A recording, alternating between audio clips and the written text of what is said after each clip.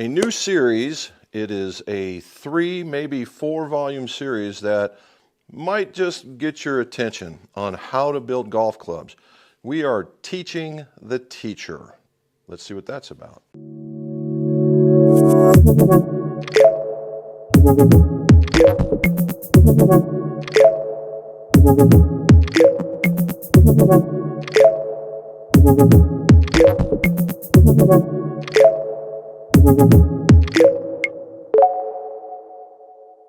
Welcome back to the Golf Shop. Jim McCleary here, and this is kind of a new beginning for us.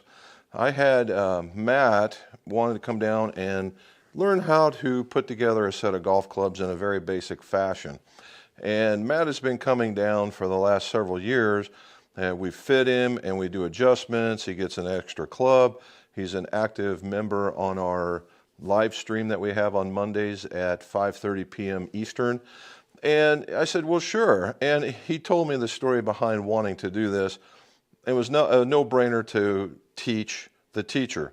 Why is it teach the teacher? Well, because he's a teacher. And so I said, sure, why not? And the thing is that he never told me the irons that he wanted to rebuild.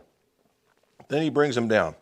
And they're founders clubs, all right? Founders clubs. For those of you guys that, you know, were born after the 1995 era, that founders clubs are actually really, really nice. The Gary Adams, I believe is the guy's name, who is the guy that actually started TaylorMade, quit TaylorMade to start Founders Club. Founders Club was the genesis of a lot of different people, if you can go back and find this information. I found it out from Jeff Sheets on his website. I met Jeff Sheets when he was a designer for Golfsmith. That's the company that was out of Austin. They're no more. Turns out Jeff has a long history of designing other golf clubs. Now, going back to this is that the Founders Club that Matt had was a genesis of 1994, all right, 1994, 1995. Now, let's go back to Founders Club. The Founders Club had a strong following, had a strong tour staff. Lanny Watkins, Lee Jansen, the people that played him without being paid, Ballesteros, Arnold Palmer, Ian Baker Finch, right? There's a lot of people, a lot of really well-known names that were playing this golf club in its inception. Now, what they were doing is they were playing the Series 200. The Series 200 was a blade. Everybody was playing a blade back in the day, and this was no exception to that particular one. If you go to the Jeff Sheets website, it talks about him doing some building for Arnold Palmer, and we all know Mr. Palmer was a tinkerer, right? And so when he was going from woodwoods to metalwoods, Jeff was helping him out.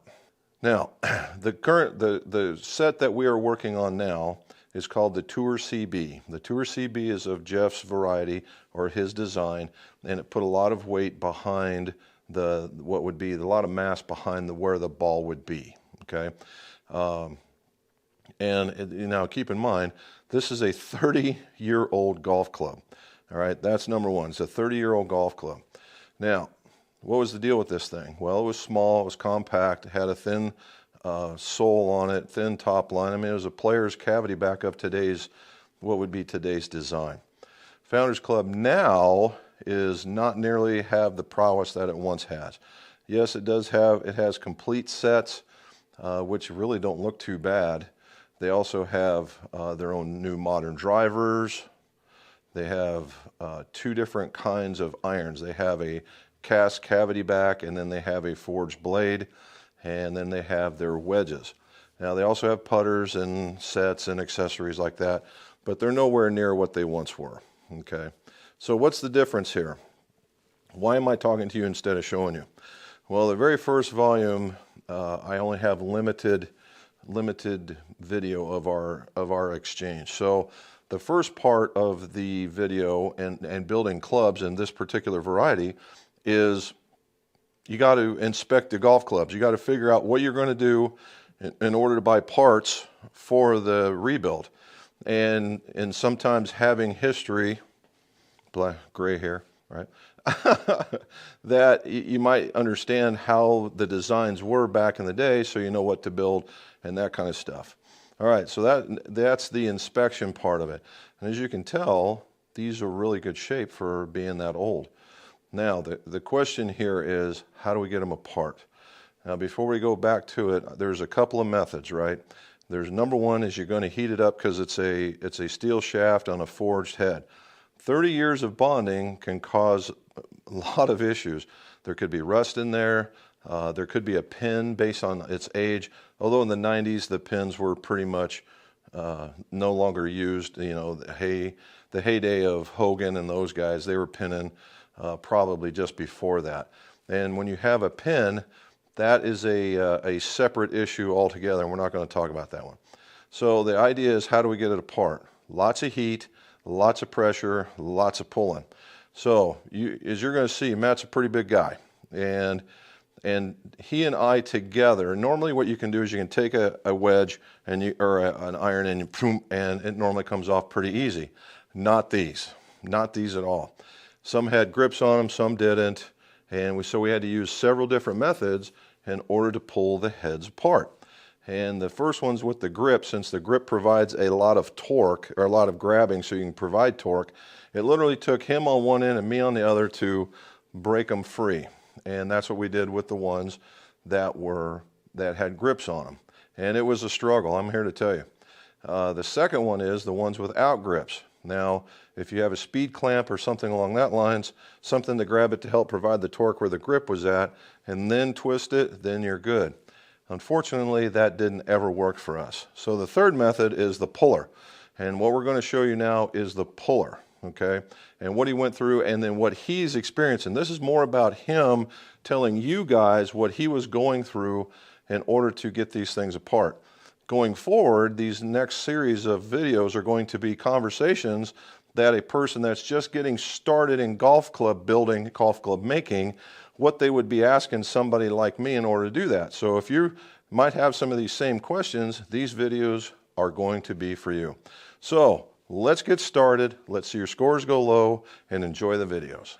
All right, first, Matt's coming down to visit us from Cleveland area, which is a heck of a haul. And he asked a question, hey, can I build a set of clubs? The answer is, well, yeah. And so he brought a set of clubs that he used during his high school time frame. Founders clubs, right? And he's working on a bet. He's working on a bet. So we've got a 4-episode series coming up, and it's called Teach the Teacher, because he's a teacher. And what we're going to do is we're going to tear apart his old clubs and put some new stuff back in there, so we got some clubs that he can actually use. So stay tuned and watch us go.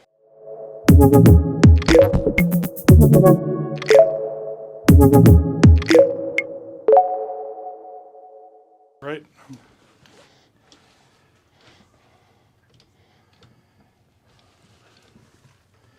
Keep going. There we go. Okay. Now, if you don't see it moving by now, let's apply a little bit more heat. Okay.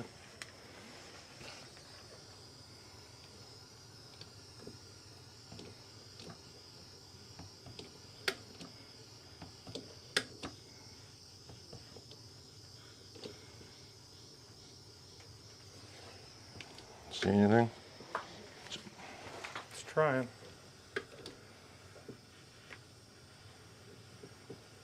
It's going. I think it's slipping on the... Yep. Let's give it a little bit more here.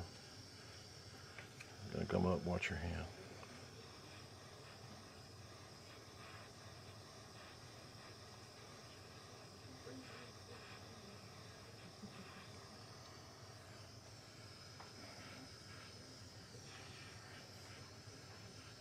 I'll try it.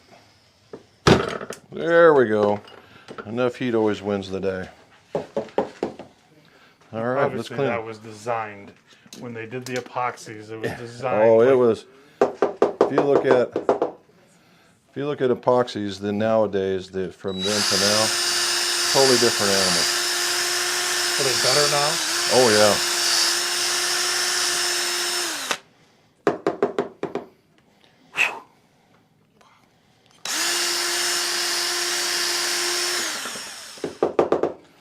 All the way to the bottom. Got it. That's what they all look like. All hot, I know that. Yeah. Woo! So, All right. So now the question is, after it's all said and done, step one, oh, we just got to knock this thing out. yeah. There we go.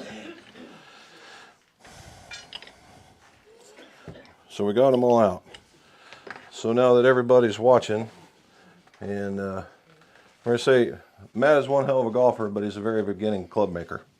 So That's an understatement. so now, what do we? If you're going to tell somebody, if somebody was going to ask you about just plain and simply tearing apart a club, what are you going to tell them? Heat. Mm-hmm. If you don't have a shaft puller, you got to get. It's going to be pretty much luck. I don't know if you can just keep on heating it to pull it off. You're gonna have to. You can probably have somebody to Yeah. help you. Just it's a Yeah. two-man operation all of Yeah. a sudden. So the shaft puller is the number one thing Okay. for that. Lots of heat to apply. Yeah. Maybe a nice knife Yeah. in order to pull around. And the other part is what the gloves. And you saw. Yeah. So every one of these, we've heated every one of these heads up, and we're just now. They're still warm. I'm going back to the. So into the fourth one that we did, there's still heat. It's not that you couldn't grab it, Yeah. but to the point that you would notice it. Yeah. The four is still, you Yeah. can't hold it. So now we got to do is let them cool, and then we're going to go into the assembly phase. So let's do that. That'll be volume 2.